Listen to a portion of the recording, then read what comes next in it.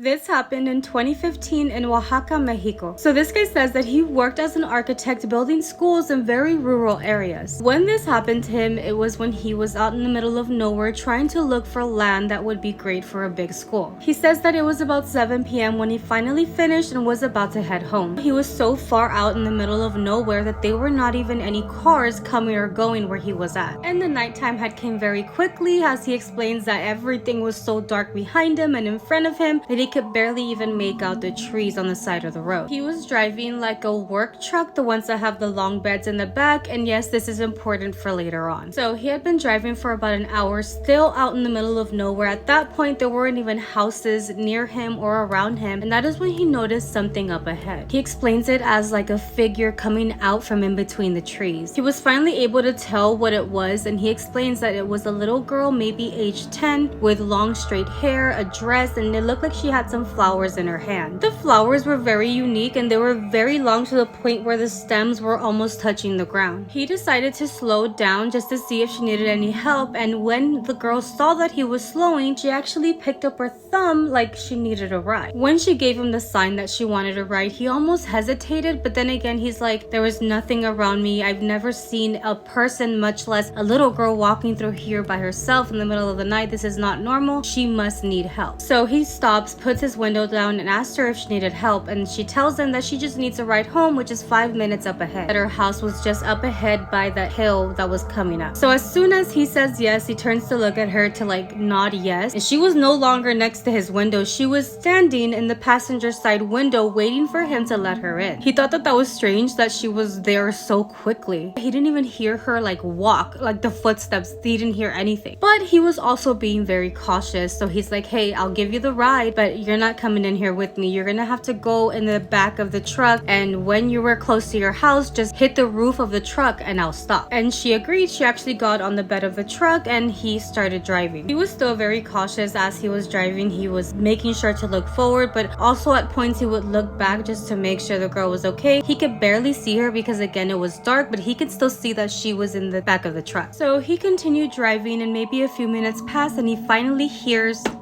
from the little girl, and he stops to let her off. So when he stops, he does go on the side of the road, rolls down his window, and asks if she's okay and if that's where she wanted to be let off. He asked her because all he would see around him was like hills and mountains, and he couldn't see any house or anything. She explains to him that she's okay, that her house is right after that little hill, and that she would be fine walking up the hill into her home. Before she started walking up the hill, he actually asked her if she would sell him one of the flowers that she had because they were really pretty and he wanted to take one to his daughter. She actually looked at him and said no, and said that she was gonna use those flowers to decorate her home, so she couldn't sell him any of them. And she just went ahead and started walking up that hill and into the darkness. He went ahead and kept driving, and he was getting to the point where it was after that hill that she said she lived at, and when he went around it to the other side, he noticed that it was an entrance to a cemetery. The cemetery looked really old, that it didn't even look like anybody was upkeeping it. There was rust all over, the grass was long, like it just looked like nobody was taking care of it. But also he mentions that that was the only thing on the other side of the hill. There was no house. It was just a very old cemetery, and it was also in the moment where he started to feel goosebumps and like felt like something wasn't right. He still kept driving, but that sensation, that feeling about something bad happening or happened, like it wasn't leaving him. A few days later, some of the people from the town that he was at went to his office just to get some approvals on the buildings and stuff like that. They were actually talking, and he decided to tell him about what happened on his way back home in the little town that he was at. When he started describing that little girl, what she looked like with those flowers, that man stayed very quiet. He asked him if he was okay, if anything happened, because supposedly he says that what he saw was not good. What he saw was not alive. The guy tells him that in that cemetery is buried a little girl that had died in very horrible circumstances. That since her death, people have claimed to have seen a girl asking for help on the side of the road. The man continues on saying that the stories that he has heard says that the people who have let the girl in the car end up having really bad accidents. He said that once he heard that, he stayed very quiet. He was almost like in shock. Now all he could think about is what would have happened if he had indeed opened up that passenger side door where she was standing waiting for him. Or what if she had actually given him one of those flowers? Or what would have happened if he had just simply not stopped and given her a ride? Because